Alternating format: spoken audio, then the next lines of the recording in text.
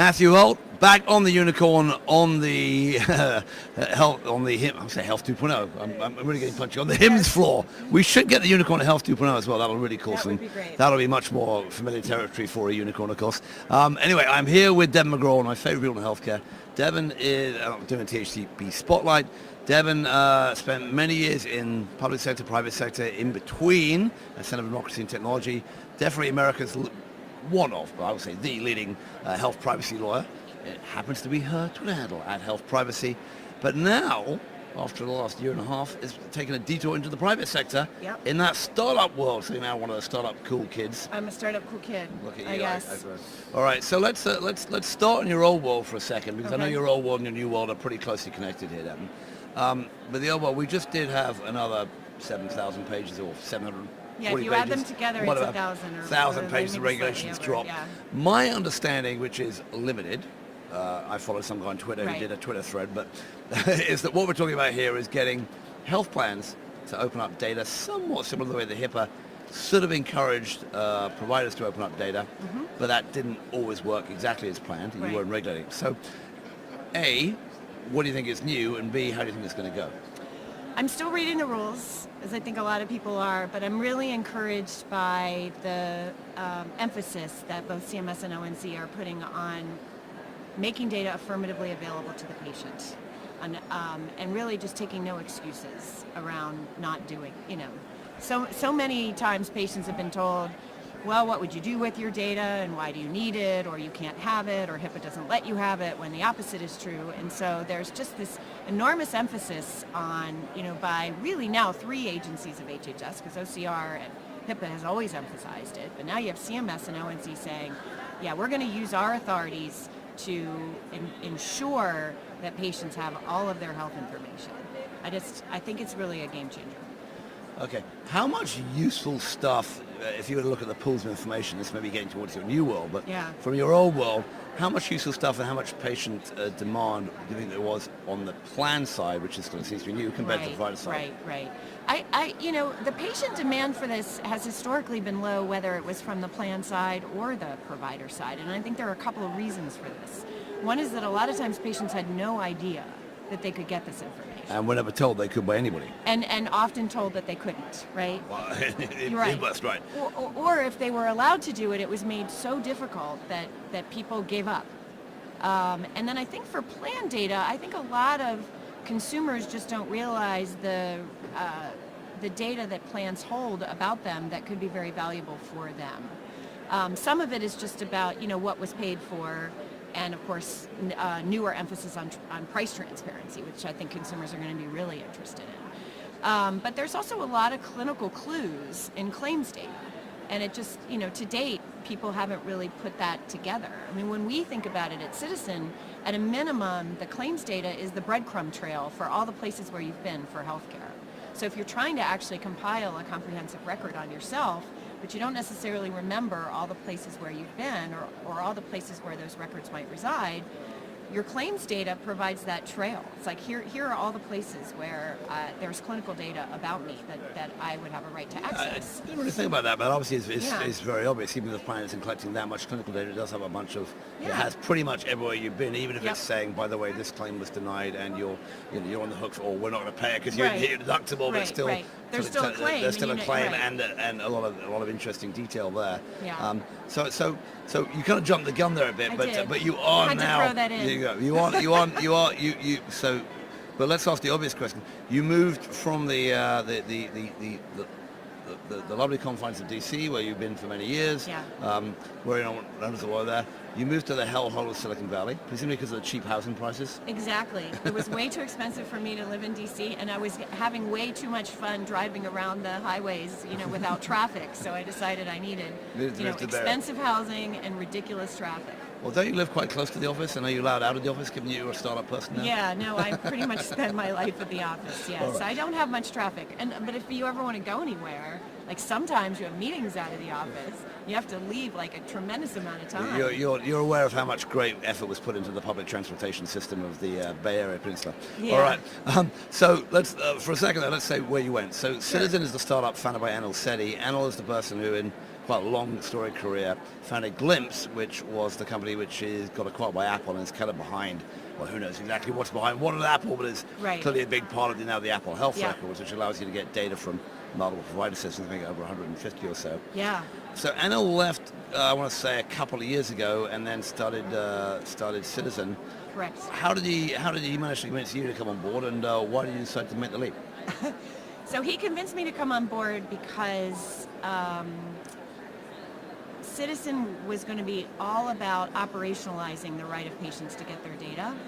And the thing that I did when I was at the Office for Civil Rights, which is the HIPAA enforcement office, the thing that I did there that I was most proud of was issuing really comprehensive guidance on the right of individuals to get their health information. Saying things like, if you want your information just emailed to you, you have the right to get it that way. If you want it digitally, you can get it that way. If you want it to have it sent to the third party of your choice, like an app or your mother or another doctor, you have the right to do that too.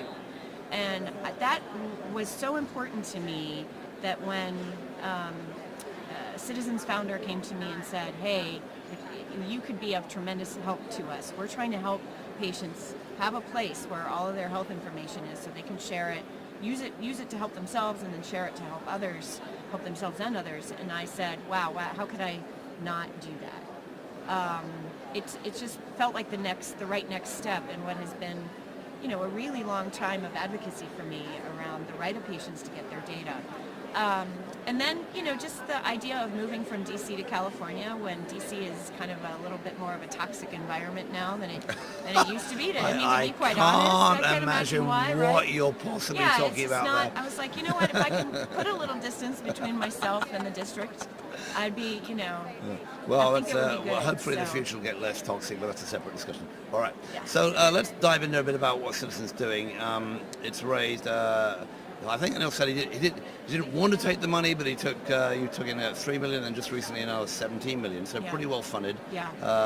Andreessen Horowitz, one of the biggest, the richest VCs in the Valley, Verily and some others are in there. But what are you actually focusing on, and what is the first thing to crack in this nut of getting data together, getting patients' data together? What are you doing?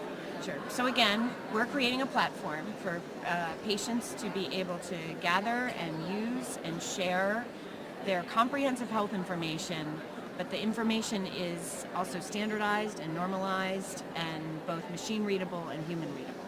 So that we're also focusing on sick people, and we're starting with individuals with cancer. So I'm bringing up these issues because they are some of what differentiates us from like Apple's health product and other numerous tools out there that are helping people get their data, which are all great.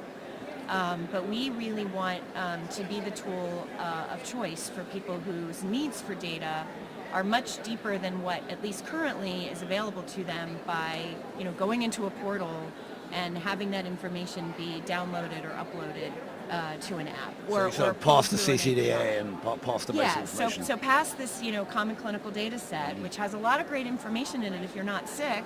Somebody like me who thankfully is not dealing with a serious health condition, if I just need labs and meds and diagnoses and pretty much that's all the information I'm going to need. But a cancer patient needs x-rays, needs tumor pathology reports, needs tumor genome sequence reports if the tumor's been sequenced and they want to pursue a precision medicine option for treatment.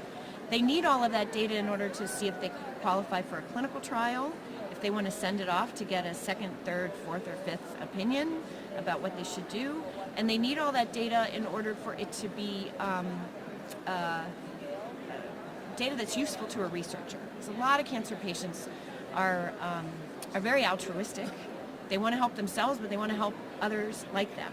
And that's, we want to help them do all of that. And so that means they need data that is a pretty deep stack of data that hopefully will all be accessible digitally soon.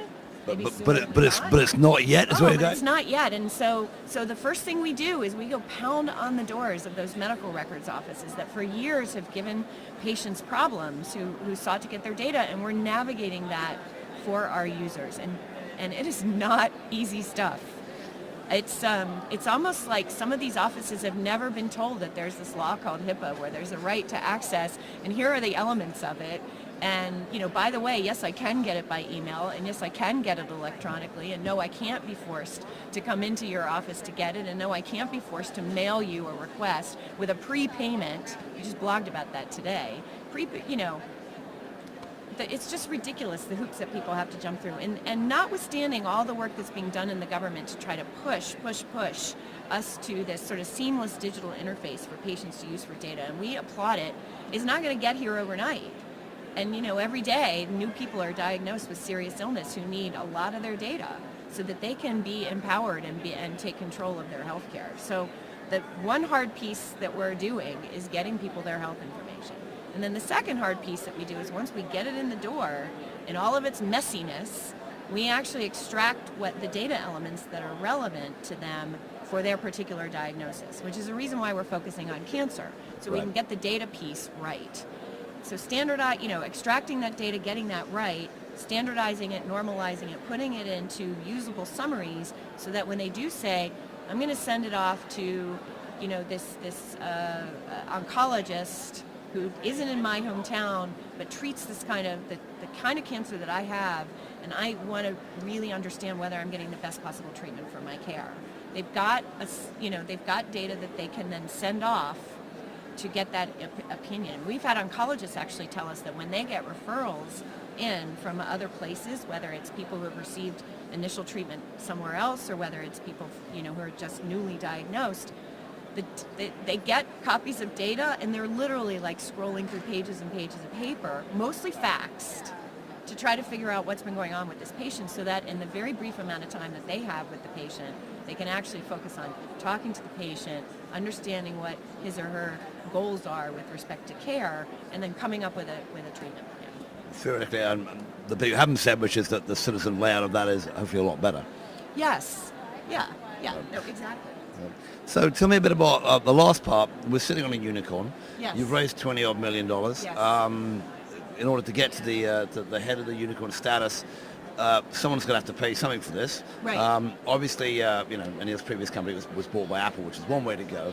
But in Right. terms of really cracking this nut, Yeah. where do you think the payment? I assume the payment is not coming from cancer patients. So who is going to pay for what? No, we do not want to charge patients for this service. So if you think about the number of entities for whom this data would be extraordinarily valuable, pharmaceutical companies who are developing cancer drugs and looking for individuals to enroll in their clinical trials, or trying to actually keep track of how well patients are doing on a drug that's already on the market, or you have healthcare payers who are trying to make sure that the cancer patients that are in their populations are well served, get the right treatment in the right place for them, for their particular cancer.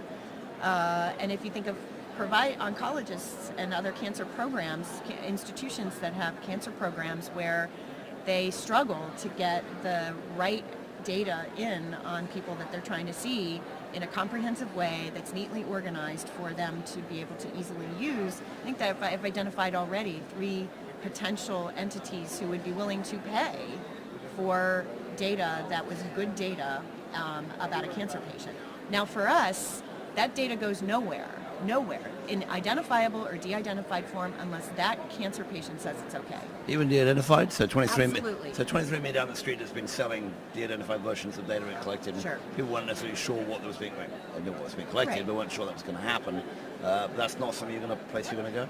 We are, I think that the de-identified data marketplace is an important one, and it's actually a way to get data to good and important uses, but with less risk to privacy.